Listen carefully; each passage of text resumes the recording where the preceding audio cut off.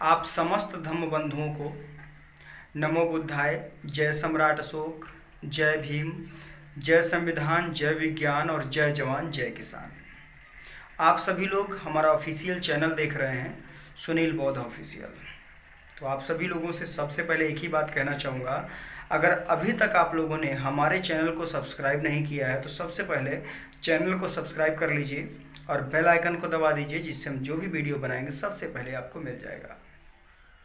तो आज का जो वीडियो है वो बहुत ही ख़ास होने वाला है, सिर्फ हमारे समाज के लोगों के लिए। ख़ास करके मैं आपको बता दूं, यहाँ पर वीडियो बना करके किसी की भावनाओं को ठेस पहुँचाने का हमारा मतलब नहीं है।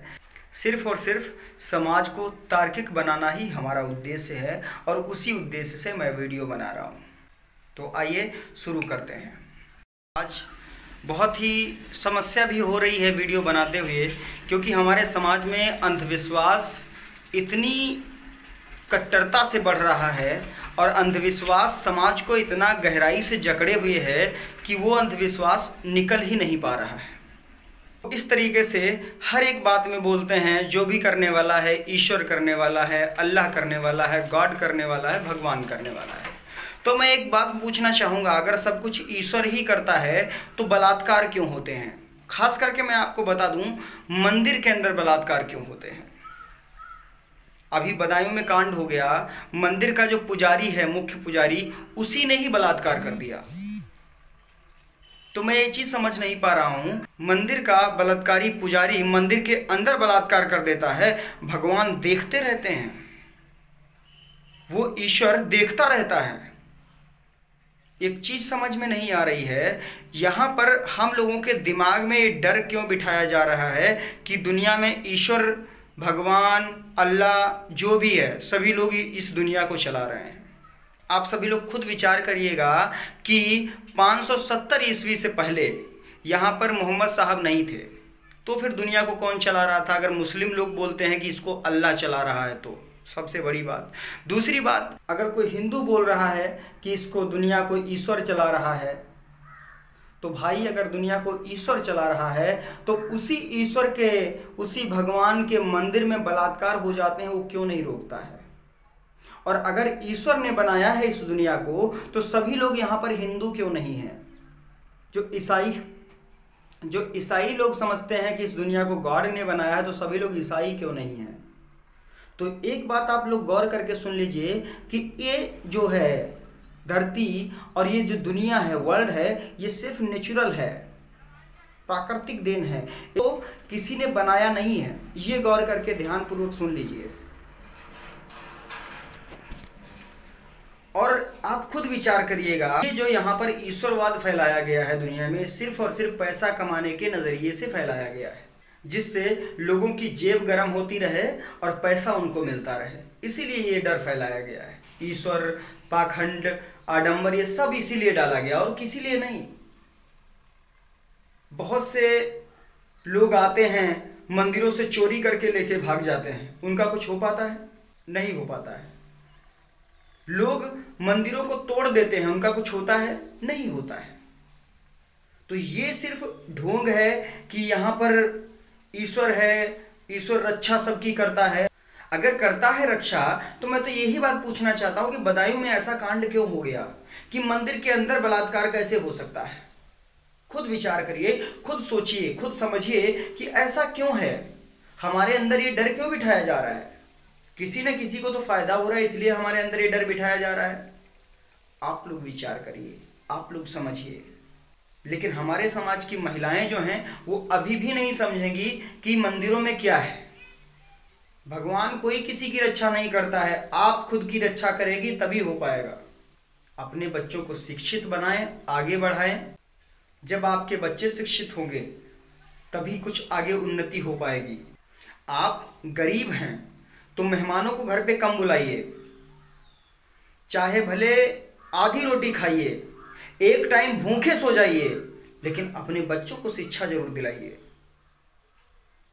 आपका आचरण और आपके संस्कार, बच्चों की शिक्षा ही आपके बच्चों को आगे बढ़ने में मदद करते हैं। तो बात समझ में आई? इन ढोंग पाखंड आडंबर को छोड़कर सिर्फ और सिर्फ शिक्षा पर जोर दें, अपने बच्चों को अच्छे से अच्छे स्कूल में पढ़ाएं।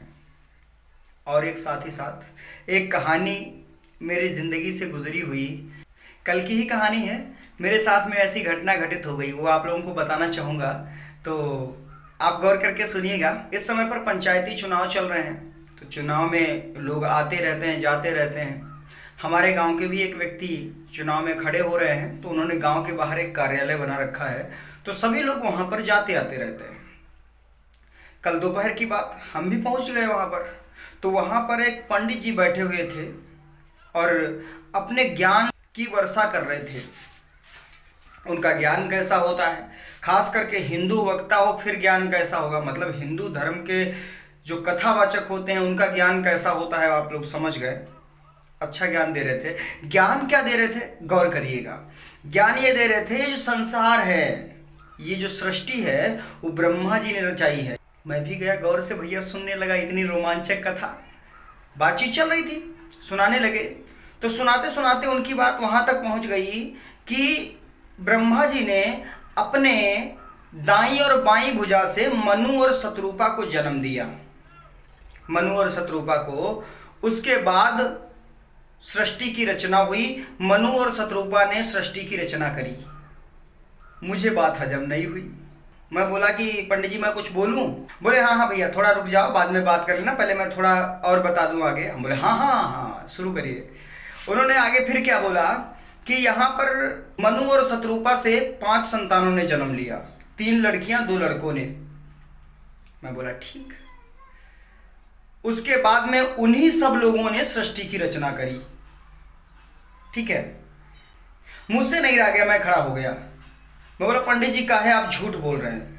बोले काहे भैया हम काहे झूठ बोल रहे हैं, ब्रह्मा जी ने सृष्टि रचाई इस दुनिया में, और ब्रह्मा जी ने अपनी दाईं और बाईं भुजा से मनु और शत्रुपा को जन्म दिया। शत्रुपा और मनु का जन्म होने के बाद उन्होंने इस सृष्टि पर रचना करनी शुरू करी धीरे धीरे करके। मैं बोला पहली बात तो आपकी ये बात सरासर झूठ है कि दाईं और बाईं भुजा से संतानों का जन्म होता है, सरासर गलत है। ऐसी बात कहीं पर हजम होती ही नहीं कि भुजाओं से बच्चों का जन्म हो जाए। कैसे जन्म हो सकता है? जब तक गर्भ नहीं ठहरेगा बच्चे का जन्म ऐसे ही हो जाएगा। हवा में तीर मार रहे हैं, यहाँ पे लोग पढ़े लिखे नहीं है का? सब आपको अनपढ़ दिख रहे हैं? कम से कम थोड़ा दिमाग का प्रयोग कर लीजिए पंडित जी, कि यहाँ पर जो आप बता रहे हैं वो कम से कम थोड़ा सुनने लायक तो होना चाहिए। आप ऐसे बोलते जा रहे हैं। अंधेरे में तीर मारना बंद कर दीजिए, और ये जो भुजाओं से जन्म वाली बातें हैं इनको छोड़ दीजिए। जमाना बदल गया है। अगर भुजाओं से जन्म होता था तो अब काहे नहीं होता है? अभी 2-4 बच्चे पैदा करके दिखा दो तुम भुजाओं से। भैया पंडित जी चुप हो गए, कुछ नहीं बोले। ये जो बता रहे हो मनु और शत्रुपा से 5 संतानें हुई, उनसे ही सृष्टि की रचना हुई है। एक तरफ ये बता रहे हो कि उनकी जो शादियां हुई तो आपस में ही शादियां कर ली थी क्या? हैं? लेकिन आप लोग तो कथा में किसी दूसरे को बताते हैं कि उनकी शादी फलाने के साथ में हुई। तो भाई अगर उनकी शादी किसी और के साथ में हुई है तब तो ये तो झूठ बोल रहे हैं आप लोग। रीजन क्या है? जब 5 लोग ही दुनिया में हैं सृष्टि रचाने वाले, तो किसी और के साथ में शादी कैसे हो सकती है?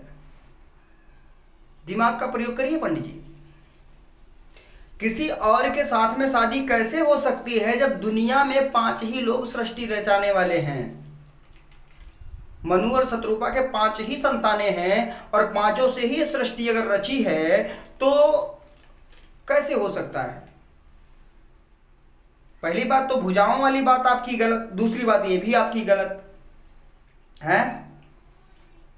हाँ, अगर ये बात आपकी पहले कही होती कि आपस में ही शादी करके और बच्चों को जन्म दिया तब मान सकते थे, क्योंकि वहां पर उस समय पर सृष्टि रचाने वाले 5 ही लोग थे ना।